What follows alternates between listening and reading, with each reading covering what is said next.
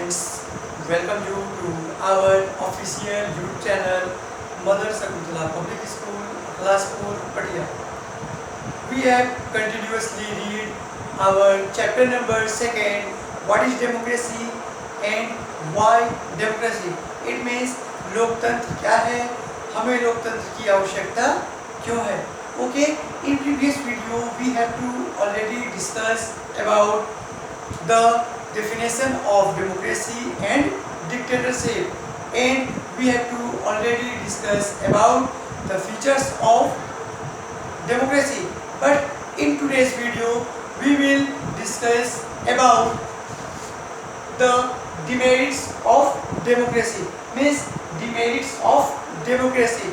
In previous video we have discussed about the features of democracy, but today's topic is related for demerits of democracy. It means हम लोगों ने पहले लोकतंत्र की विशेषताओं के बारे में पढ़ा था, लेकिन आज हम पढ़ेंगे कि किस तरह से लोकतंत्र की जितनी विशेषता है उन विशेषता के साथ साथ उसकी कुछ वीकनेस भी है, कुछ कमजोरियां भी हैं, कुछ उसके डिमेरिट्स भी हैं. ठीक है, तो आज हम इसी पे बात करने वाले हैं. चलिए स्टार्ट करते हैं हम आज का अपना वीडियो. मीन्स हमारा चैप्टर क्या है, डिमेरिट्स ऑफ डेमोक्रेसी. लोकतंत्र की जो डिमेरिट मीन्स क्या होती है, इसके दोष है ना, दोष यानी कि हम ये कह सकते हैं, डिमेरिट भी कह सकते हैं और साथ ही साथ हम वीकनेस भी कह सकते हैं. मीन्स हमारे डेमोक्रेसी की कौन कौन सी वीकनेस है. चलिए, तो फर्स्ट है, it is an expensive government.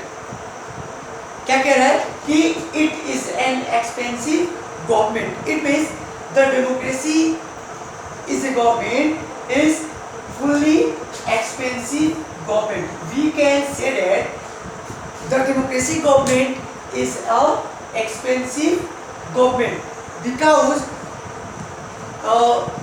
when we conduct elections there were lot of monies or expenses to participate in the elections. यानी कि हम इसको expensive government इसलिए कह रहे हैं क्योंकि हम जब चुनाव लड़ते हैं तो क्या होता है कि चुनाव जब हम लड़ेंगे तो उसके टाइम पे हमको ज़्यादा पैसा खर्च करना पड़ेगा. जब डेमोक्रेटिक कंट्री में चुनाव कोई पॉलिटिकल पार्टी अगर विन हो जाती है, जीत जाती है, तो उसको बहुत सारे सैलरीज की अनाउंसमेंट करनी पड़ती है, चाहे वो प्रेसिडेंट की सैलरी देनी हो, प्राइम मिनिस्टर की सैलरी देनी हो, है ना, मिलिट्री की या आर्मी की सैलरी देनी हो, तो बहुत सारे उसको सैलरी के लिए अनाउंसमेंट भी करनी पड़ती है. इसलिए कहा गया है कि जो डेमोक्रेटिक गवर्नमेंट होता है वो बहुत ही एक्सपेंसिव गवर्नमेंट होता है. अगर हम बात करें डिक्टेटरशिप की, तो डिक्टेटरशिप में क्या होता है कि जितनी बाध्यता यहाँ पे डेमोक्रेसी में होती है उतनी बाध्यता डिक्टेटरशिप में नहीं होती है ना. मीन्स वहाँ पे राजा का मन किया तो वो अपने हिसाब से सैलरी देगा. बट यहाँ पे क्या है कि डेमोक्रेटिक गवर्नमेंट ने जो भी सैलरी को अनाउंस किया है वो सैलरी उसको क्या करनी पड़ेगी, देनी पड़ेगी. ठीक है. सेकेंड पॉइंट है रूल ऑफ मेजोरिटी. हम जानते हैं कि डेमोक्रेटिक गवर्नमेंट में या डेमोक्रेटिक सिस्टम में जब इलेक्शन कंडक्ट किए जाते हैं तो इसका एक प्रोसेस होता है कि वैसी पॉलिटिकल पार्टी जिसको फुल मेजोरिटी मिली हो, मीन्स जिसको ज़्यादा वोट मिलता है, वो क्या करती है, चुनाव को जीत लेती है. तो कहीं ना कहीं क्या है, ये लोकतंत्र की विशेषता है कि इसमें जनता लोग अपने नेताओं का चुनाव करती है और पॉलिटिकल पार्टियाँ क्या करती है, गवर्नमेंट को बनाती हैं. पर ये कहीं ना कहीं एक डिमेरिट भी है हमारे डेमोक्रेसी की कि रूल ऑफ मेजोरिटी मीन्स जो पॉलिटिकल पार्टी मेजोरिटी में आती है उसको अपने आप पे घमंड हो जाता है, अहंकार हो जाता है. ठीक है, तो ये भी क्या है, पॉलिटिकल पार्टियों की या डेमोक्रेसी की एक डिमेरिट है. अब नेताओं को ऐसा लगता है कि अब वो चुनाव में हार ही नहीं सकते हैं. ठीक है, तो कहीं ना कहीं ये क्या है, एक डिमेरिट है. अगली पॉइंट है bad effects of political powers, है ना, sorry bad effects of political parties. जब चुनाव कंडक्ट होते हैं तो बहुत सारे ऐसे पॉलिटिकल पार्टीज होती हैं, है ना. यानी कि हम जानते हैं कि डेमोक्रेटिक पॉलिसी में क्या होता है, चुनाव कंटिन्यूसली कंडक्ट कराया जाता है. जब इलेक्शन कंडक्ट होता है तो बहुत सारी पॉलिटिकल पार्टीज में क्या करती है, पार्टिसिपेट करती है. तो सभी पॉलिटिकल पार्टीज इलेक्शन को जीतने के लिए है ना क्या करती है, नीट एंड क्लीन तरीके से इलेक्शन को जीतना चाहती है। बट उसी नीट और क्लीन तरीके से इलेक्शन जीतने के लिए वो बहुत सारे अपने प्रोपोगंडास तैयार करती है। मीन्स बहुत सारी वो अपनी ऐसी आइडेंटिफिकेशन, ऐसी बहुत सारी वो अपनी घोषणाएं करती हैं कि चुनाव जीतने के बाद हम सड़क बनवा देंगे, रोड बनवा देंगे, ठीक है।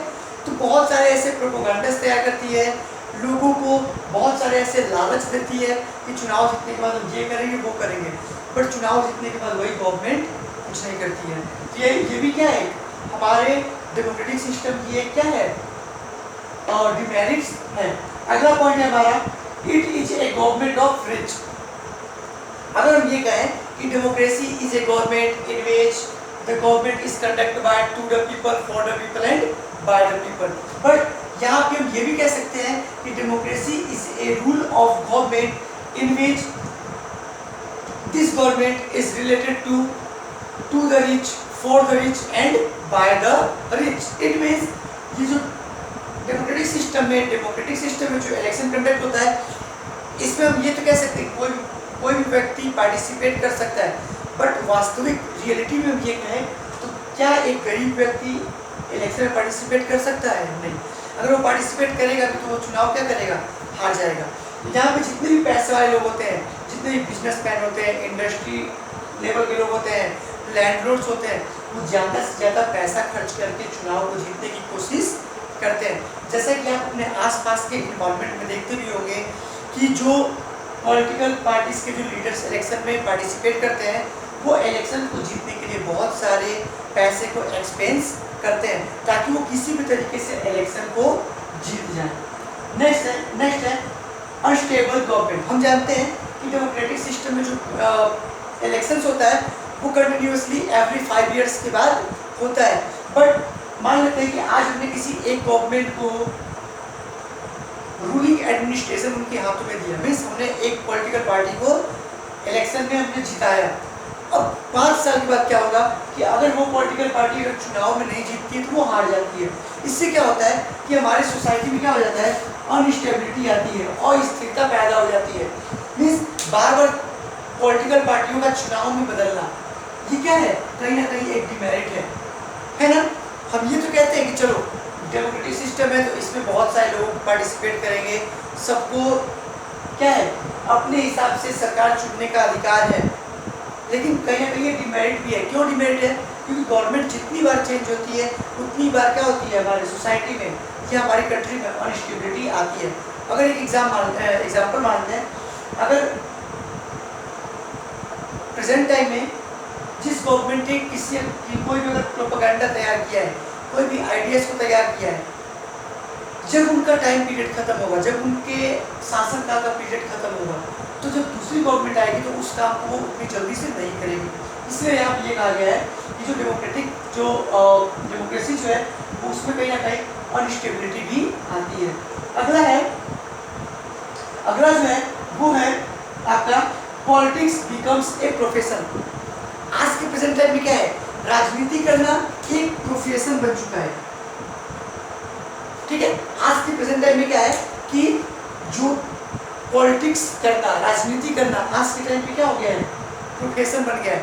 मीन्स यहाँ पे लोगों के इंटरेक्शन को ध्यान नहीं दिया जाता है, लोग क्या चाहते हैं इस पे ध्यान नहीं दिया जाता है, बल्कि जिसका मन करता है वही क्या करता है, पॉलिटिक्स को ज्वाइन कर लेता है, अलग अलग मैटर पे राजनीति करना शुरू कर देता है। तो कहीं ना कहीं क्या है, ये डिमेरिट है। जैसे आज हमारे प्रेजेंट टाइम में क्या है, इंडिया में हम लोग कोविड-19 से क्या है, ग्रसित हैं, बट इस कोविड-19 की मुश्किल घड़ी में भी कुछ ऐसे पॉलिटिशियंस हैं जो इस बीमारी को लेकर के क्या कर रहे हैं, पॉलिटिक्स कर रहे हैं। तो इसलिए कहा गया है कि पॉलिटिक्स बिकम्स ए प्रोफेशन। आज के प्रेजेंट टाइम में जो राजनीति है वो क्या बन चुकी है, एक प्रोफेशन बन चुकी है। नेक्स्ट है हमारा कि वीकनेस नेशनल यूनिटी। अब इसमें क्या है, जो हमारा डेमोक्रेसी सिस्टम जो है इसमें कहीं ना कहीं हमारी जो नेशनल यूनिटी है, जो हमारी राजनीतिक एकता है, वो राजनीतिक एकता भी क्या हो जाती है, वीक हो जाती है। क्यों? इसमें पॉलिटिक्स में बहुत सारे ऐसे पर्सन होते हैं कुछ तो पॉजिटिव माइंडेड होते हैं, कुछ नेगेटिव माइंडेड होते हैं। जो नेगेटिव माइंडेड होते हैं वो क्या करते हैं, ऐसे बहुत सारे मैटर पे लोगों को भड़काना शुरू कर देते हैं, जिसकी वजह से क्या होता है, हमारे समाज की जो इंटीग्रिटी है, जो यूनिटी है, वो कहीं ना कहीं ब्रेक हो जाती है। तो कहीं ना कहीं हम ये कह सकते हैं कि जो हमारी नेशनल यूनिटी है ये भी वीक हो जाती है। कब? डेमोक्रेसी में। और ये डेमोक्रेसी क्या है, डिमेरिट्स है। नेक्स्ट और लास्ट पॉइंट है हमारा कि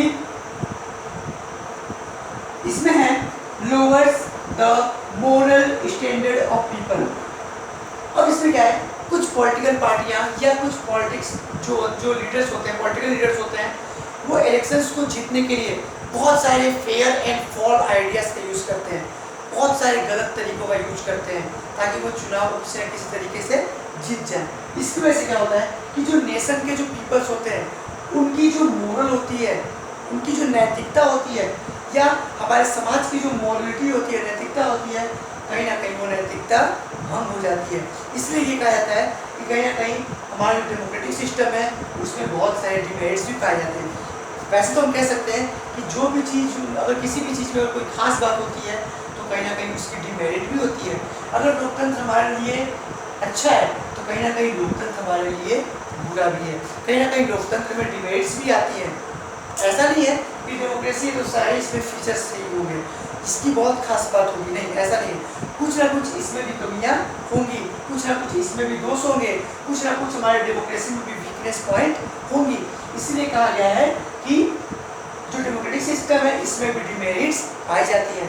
हमने आज इसके बारे में पढ़ा। तो आज के वीडियो में फिलहाल इतना ही।